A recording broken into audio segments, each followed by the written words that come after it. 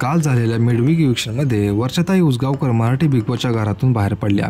यावरून असे कळते की बिग बॉसने खऱ्या अर्थाने प्रेक्षकांच्या वोटिंगचा उशिरा का होईना मान राखला। वोटिंगनुसार रिझल्ट दिला। खूप वेळा नॉमिनेट होऊन सुद्धा बऱ्याच वेळा कमी वोट असून सुद्धा त्या सेफ होत होत्या।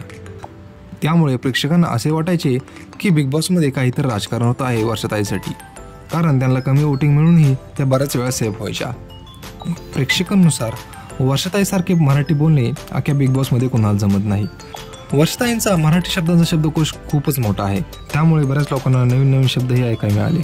आज जर वर्षाताई बाहेर न पडता टीपी दादा किंवा अंकिता बाहेर पडली असती तर आपल्याला वाटले असते की हा शो पूर्णपणे स्क्रिप्टेड आहे आणि प्रेक्षकांच्या वोटिंगला काही मान देत नाही। आता जे फायनलमध्ये पोहोचले आहेत ते आहेत सूरज चव्हाण, अभिजित, टीपी दादा, अंकिता, जान्हवी, निक्की। हा शो स्क्रिप्टेड आहे का नाही याबद्दल तुम्हाला काय वाटतंय हे कमेंट सेक्शनमध्ये नक्की कळवा। वर्षाताईंनी शोच्या प्रवासात त्यांनी खूप चढउतार पाहिले आणि शेवटी टॉप 6 मध्ये पोहोचून देखील ट्रॉफी जिंकण्याचे त्यांचे स्वप्न होते। त्यांच्या एलिमिनेशन दरम्यान वर्षा यांनी आपल्या अनुभवाबद्दल बोलताना सांगितले की मी इथे काही नाही शिकले, सगळ्यात महत्त्वाचे म्हणजे मी ते तोंडावर पचवायला शिकले। त्यांच्या मते बिग बॉसच्या घरात असताना शिकलेल्या गोष्टी त्यांना खूप बाहेर उपयोगी पडतील। वर्षाताई यांच्यासाठी हा प्रवास फारच आव्हानात्मक आणि वेगळा होता, कारण या घरात राहून त्यांनी विविध प्रकारच्या कामांचा अनुभव घेतला, ज्यात त्यांना कोथिंबीर निवडण्यासाठी लहान लहान गोष्टी देखील शिकाव्या लागल्या। त्यांचे एलिमिनेशन होत असतानाच त्यांनी शोसाठी आणि प्रेक्षकांसाठी कृतज्ञता व्यक्त केली।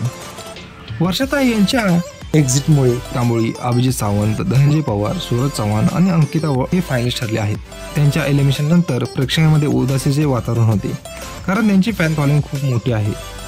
त्यांची फॅन फॉलोइंग ही यंग पिढी नसून वयस्कर लोक आहेत। शोमध्ये त्यांचा समजूतदार आणि समंजस खेळ तसेच त्यांनी दिलेला उत्तम परफॉर्मन्स त्यांच्या चाहत्यांना कायमचं लक्षात राहील।